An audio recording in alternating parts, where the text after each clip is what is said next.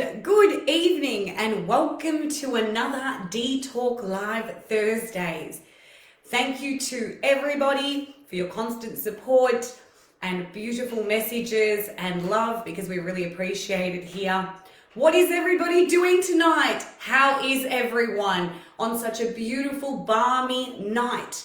These past couple of days here in Melbourne have been darling. They've been beautiful, and we've been having so much fun because we're able to get out there and enjoy ourselves finally in this great city of ours that is Melbourne.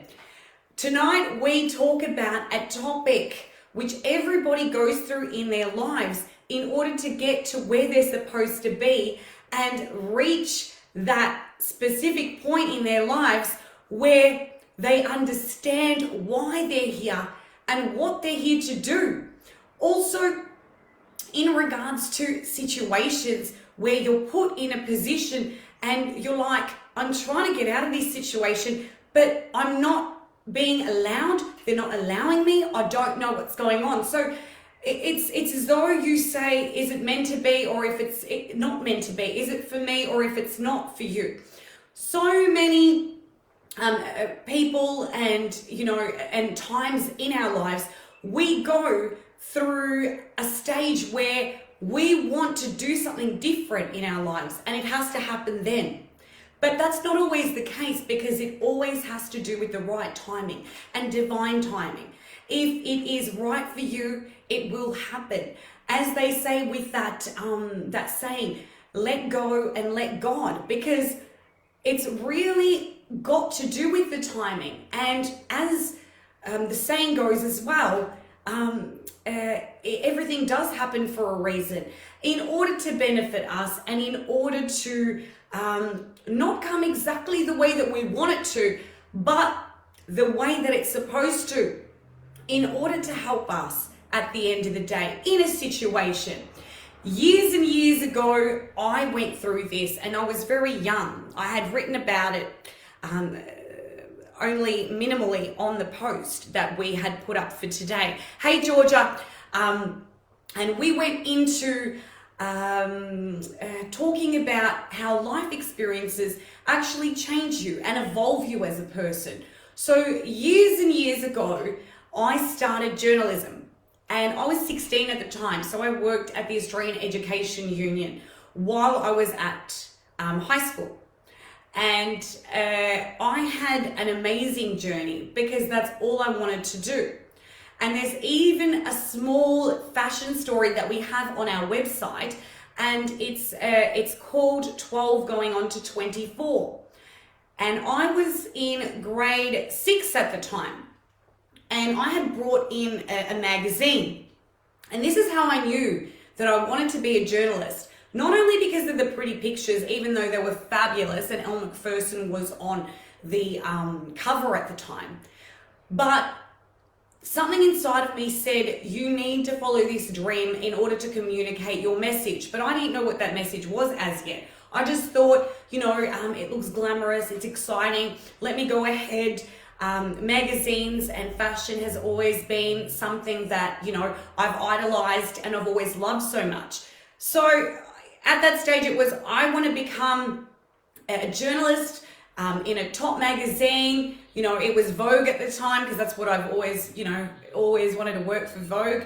And I want to write for them about fashion, and I really want to educate myself. So that's where the story started.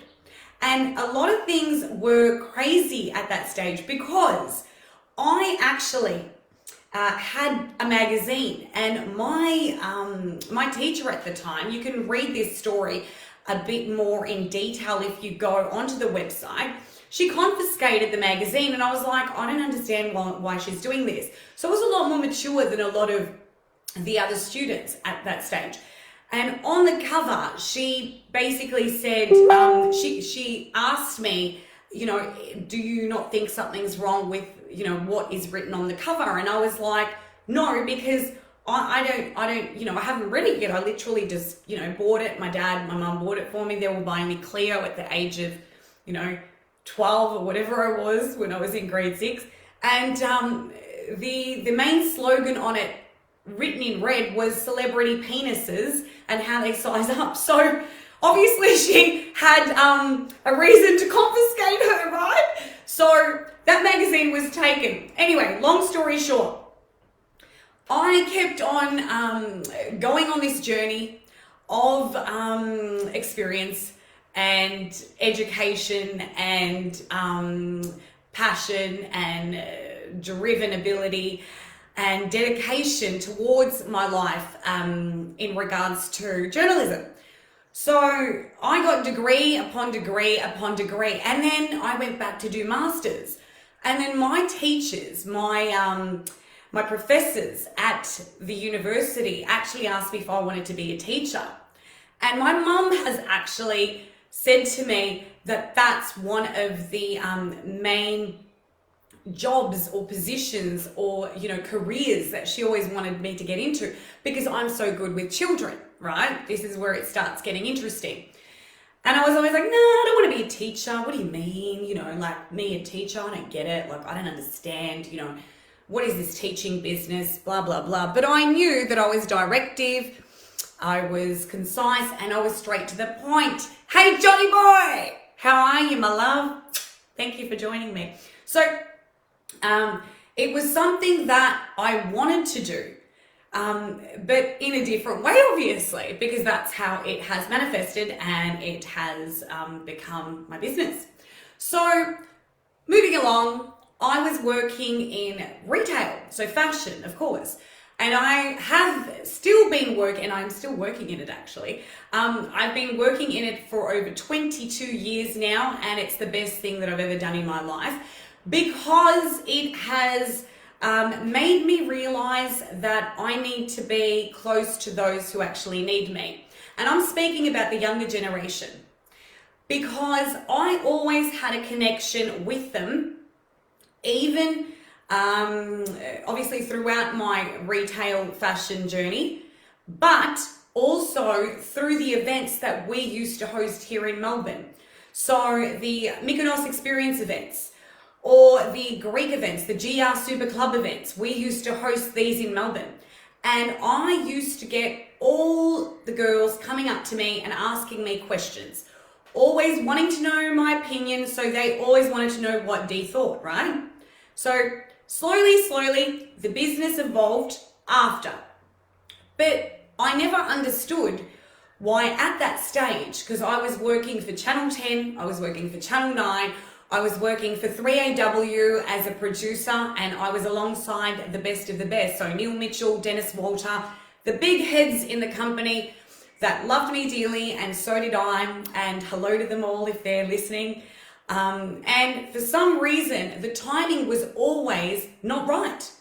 I kept on going for interviews. I kept on going for specific roles because I was always shortlisted, always the top of my game. But for some reason, it just kept on blowing back into my face. So, restructuring, redundancies in the company, things were consistently changing. The original position would change into something else, even though I was still qualified. So it dawned on me, and it made me realize that these positions aren't for me, because I'm not a person, believe it or not, to be in the limelight and in the spotlight. What I'm doing right now is quite different, because I liked working behind the scenes and putting my creativity and perspective into what I wanted to do, but behind the scenes, so somebody else could take it on board. It was me shying away from what I really needed to do. So to communicate a message, to get out there and drive people to really believe in their dreams and take hold on responsibilities and really find themselves, So that's what Dee Thinks did. So for years, I was consistently struggling, upset that, I would never be able to get a position in what I really wanted to do, which is what I thought, right? But eventually it was a realization, and that's when it all happened a couple of years ago, when I started Dee Fashion Mag, which is a magazine. It's online. It was the original Instagram page I started before I started What Dee Thinks. And that's when I knew that there was more of a connection, not only through the fashion sphere, but through the communication, personal sphere, and the young generation. Because they were consistently around me, and it was obviously the universe and everything around me that was trying to tell me that you need to help this generation. Because for some reason, we have a connection, and it's crazy. I am a very down-to-earth person. I talk to everybody, but when it comes to them, they're just able to tell me and open up and be comfortable in disclosing so many details that I would have never thought they would have, and that's a beautiful thing.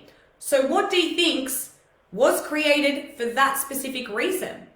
And then it all made sense to me after so many years, because I had been in retail for so many years, and they were always calling me Mama Desi, because Despina obviously is my name, and everybody knows me as Desi. But Dee was always a name that was given to me because it was always about what I thought. And it was a little bit shorter, and it had to do with the psychology behind what Dee Thinks stands for, right? So Dee was the predominant depiction through me standing in the business as Dee, and that's what really, really helped them. The fact that I was always there, it was always like, Desi, I need you for this. Oh my God, Desi, we'd have customers and they'd be in predicaments, or, they'd be talking to me about their relationship problems. It was hilarious. It was great though, because I loved it. Or what they think I could do, they'd help me as well, they'd be like, so, with your business or with, D Fashion Mag, oh my God, they're great stories. We should do this, or I should do that. So it was helping each other. And that's maybe the reason why my mum thought I'd be such a great teacher.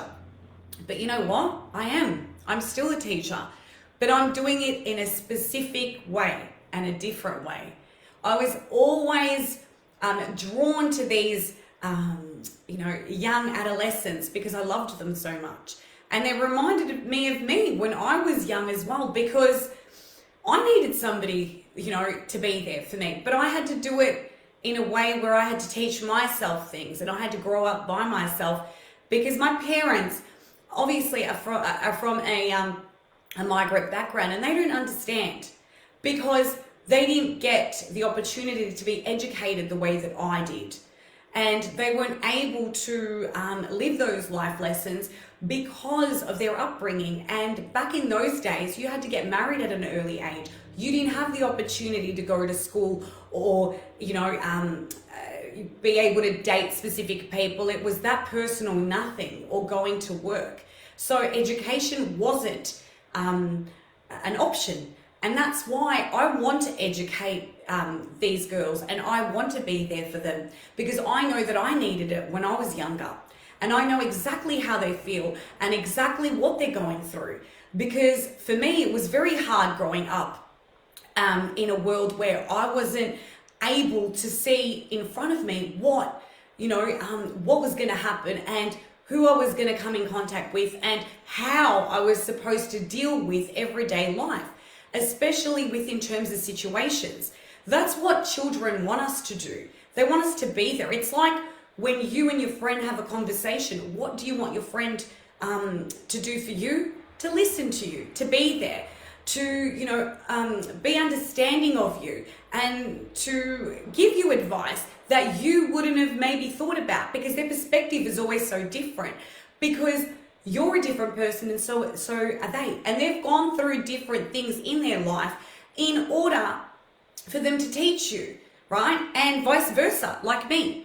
So to start What Dee Thinks was what I needed to do, because they did need me, and I needed to make them understand that, you're not here by yourself. I'm here too, because I've been through exactly what you've been through, and I've been hurting the way that you've been hurting, and I've been understanding that sometimes relationships are hard, or life is hard, or family life is hard, or living at home is hard, or parents can be difficult. All situations amounted to this, and about image, and about how they were within themselves, and to be confident to gain that self-esteem, because at that stage I wasn't confident at all. I didn't have self-esteem.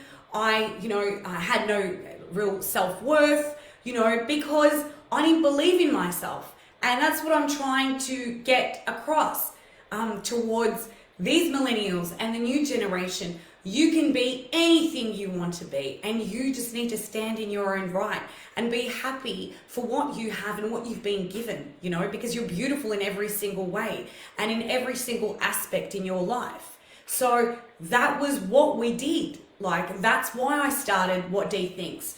So the question today, sorry everyone, the question today is, how has a situation or something you weren't quite fond of to begin with change your life for the better?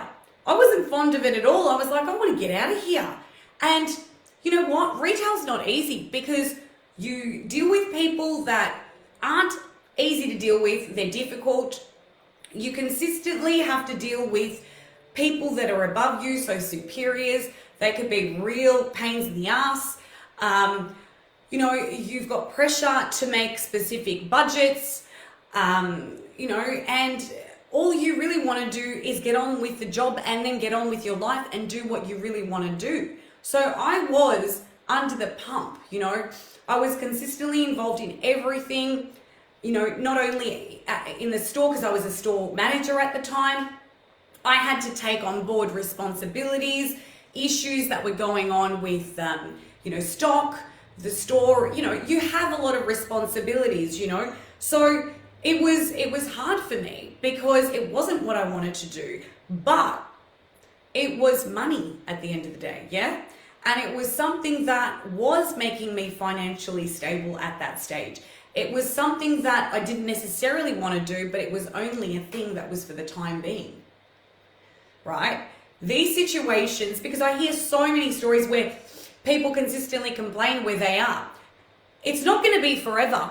It's just going to be for a specific time where you need to learn lessons in order for you to journey upon really what you're supposed to be doing.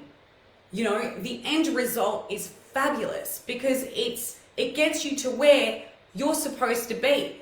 Don't stop dreaming or believing. Keep on striving for where you want to go and where you're supposed to go, because there's always something that's so magical about it, because you don't expect it, right?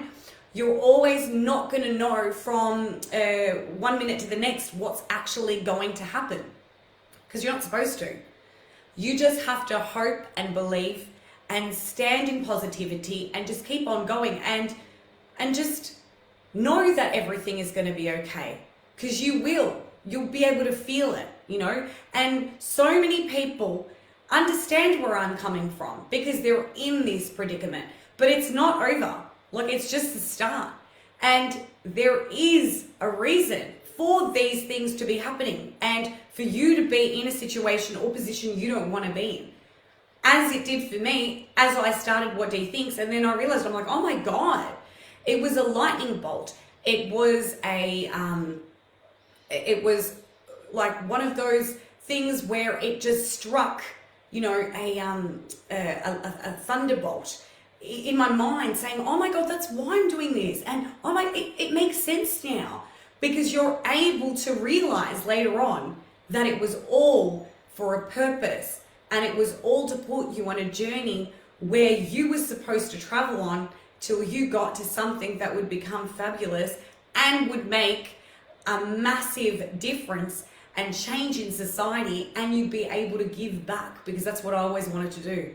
And I've always wanted to do that ever since I was young. I just wanted to help people, and through What Dee Thinks, I'm able to do that. And I'm able to help our youngies, which is what I was always supposed to do. Mama Desi, yeah? Mama Desi. Desi this, Desi that, oh my God, it was crazy. So today, I realized that What Dee Thinks can help so many others. We just need to put the message out there. So if you're listening to this right now and you're enjoying it, as many of you have said you do, and we really appreciate your love and support, obviously, please share it out there. Please put people on board, because we're here to change the consensus. We're here to actually do something to change, like, at least one life. If I'm able to even change one life, I've done my job. But I know that we can change a lot more lives, and we can really push forward the help and what Dee thinks, because that's what we're here for. It's helping people around us and really getting the message across. So please share what Dee thinks, like it, tell people about it, get the message out there, get people on board, you know, because I'm exactly like you, my beautiful, beautiful millennials and Generation Next. I am exactly like you, and I'm exactly like your parents, and I'm exactly like my friends. You know, we're all going through the same issues in our lives, and don't think you're by yourself, because I know how it feels and I've been there, but we can do this together, you know, because you got me now. At least you got someone. I didn't have anybody. So let's do it, and let's work with each other, you know, and get it all out there. Thank you again so much to everyone for joining me tonight on another Dee Talk Live Thursdays. We are back on Monday for a very sexy, sensual topic for Dee Love Talk.